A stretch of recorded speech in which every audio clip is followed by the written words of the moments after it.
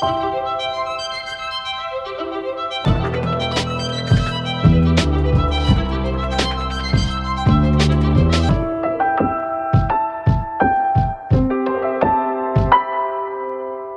are some of the great athletes who experienced obsolescence right before our very eyes. Here are some of the athletes who retired who played one season too many. In the game of baseball, I had a lot of choices for players who stuck around too long.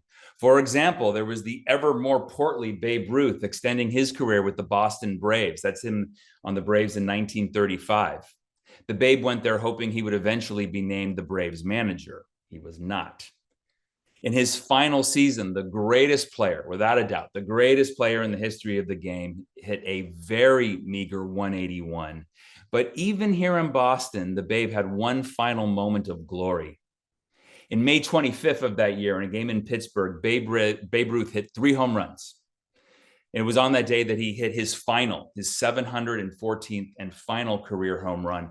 And it was a monster. It was the first time anyone hit a fair ball completely out of the stadium. People say it was the longest home run ever hit at Forbes Field. That's where he should have quit. That would have been a nice game to end on. But Ruth played for another week. He went 0 for 9, and he retired at the end of May.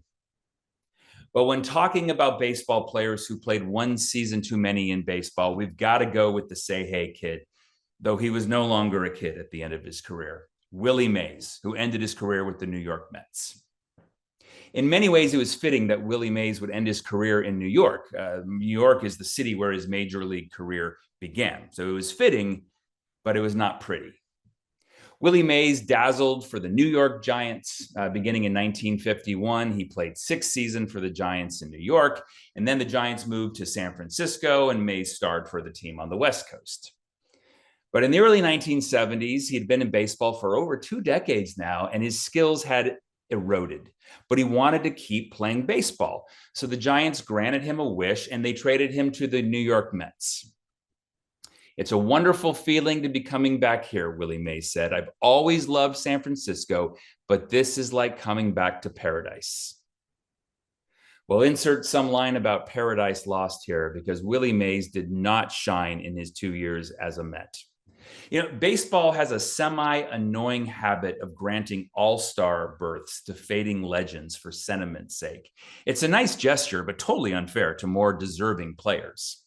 Well, in 1973, Willie Mays was a National League All-Star, but in 1973, Willie Mays hit 211. In 1973, Willie Mays was not All-Star caliber. He was a broken-down role player with poor range in the outfield. And this is interesting, I think. There's this classic image of Willie Mays, that's it right there, from the 1973 World Series. First of all, Willie Mays in the blue and orange Mets uniform, like Johnny Unitas in the blue and gold, it just doesn't make sense. It just doesn't look right.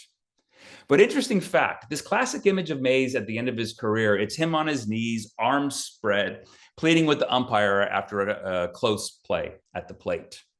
And this photograph has become the poster image of the once great athlete in his final years, right? Here we have a baseball god reduced to helpless begging.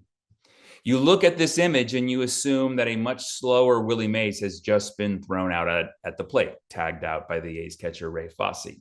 But he wasn't, actually. It was actually his teammate Bud Harrelson who was tagged out trying to score on a fly out to left. Willie Mays was on deck and he had rushed to the plate to guide Harrelson as the throw came in. The umpire called Harrelson out, a dubious call, and Mays waves his arms in disagreement. I've got video of the play because why not? This is a 2-1 pitch coming up. It's a high fly into left field. Not too deep. Rudy's there. Tagging is Harrelson. Will he gamble? He's coming. Here's the throw. And he is out at home plate. He's out. Willie Mays. Yeah, look at Willie. So though this photograph, and here's another view of it, is often used to epitomize a player way past his peak, I think we need to think of it actually as of a photo of someone who loves the game with all his heart and soul. Willie is invested in this moment. He's competing. So I don't blame Mays for sticking around as long as he could. No one loved the game of baseball more than Willie Mays. But whenever baseball fans and the media debate whether a Hall of Fame talent should hang it up, they inevitably point to Willie Mays, and they're writing an article. They insert this photograph as a cautionary tale.